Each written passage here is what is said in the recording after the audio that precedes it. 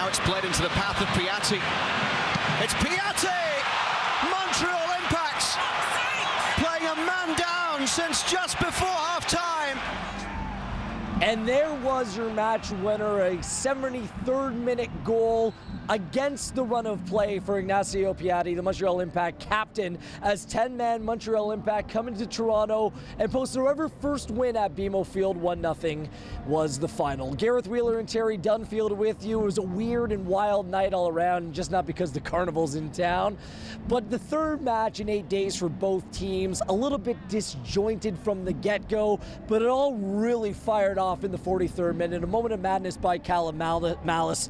It's rivalry week and an absolute scrum on the middle of the field with the midfielder being sent off. Yeah, up until that point, it was a bit of a tactical battle. It was a little bit slow. Both teams canceled each other out a little bit. TFC got sucked into playing Montreal Impact style of play. All of a sudden, there's just sending off, and Montreal were parking the bus a little bit. I was a little bit nervous because now they really weren't going to get out of their half, and TFC struggled to break them down. 19 points out of 21 possible coming into this game, and the only points they dropped, they played a 10-man Houston team to a 1-1 draw. Tonight, more frustration when they're up a man, the opponent's down a player. Here's what Michael Bradley had to say about how things change when the opponent goes down to 10 men. All the little details in terms of how you move, how you play, how you set things up. Again, the execution of the final pass, the cross, the shot, the timing of every play, all that stuff becomes that much more important.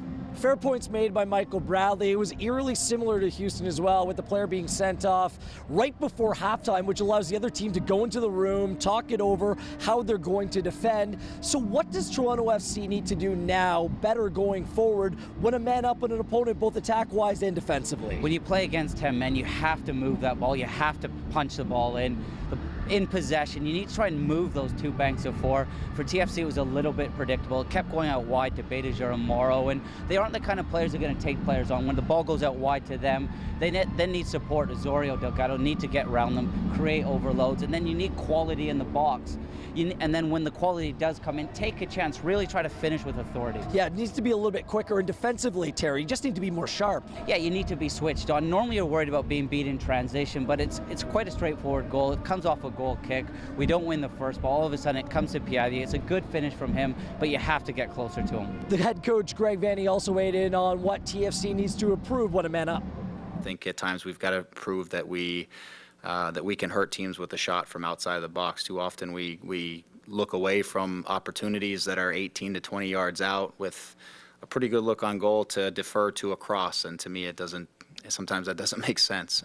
You obviously don't like to drop points at home. You don't like to lose your top player in the midst of it as well. Sebastian Giovinco left midway through the second half with a quad groin injury. Greg Vanney said he felt some tightness in the first half. He played through it. He was being watched, went down under a challenge from Laurent Simon, and was unable to continue. Yeah, probably the good thing about it is that it came on gradually. It didn't just happen. That means possibly it's not too bad, but he's been so durable. He's only missed one MLS game all this season, and he's a player that you cannot replace. So Seba will have a scan on Sunday, and we'll play the waiting game, and we'll also be waiting for Toronto FC's next game. The international break is upon us.